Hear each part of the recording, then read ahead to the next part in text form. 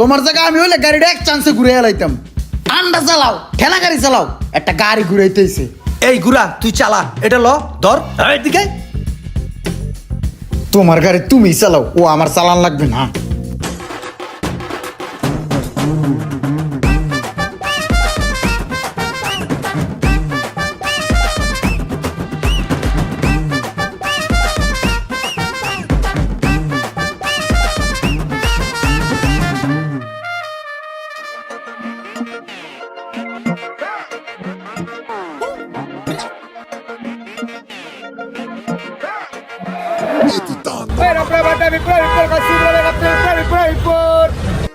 মেজাজটা কান্না খারাপ হয়, আমার বায়ে চাপাই দিও যাত্রী বলাইতেছে।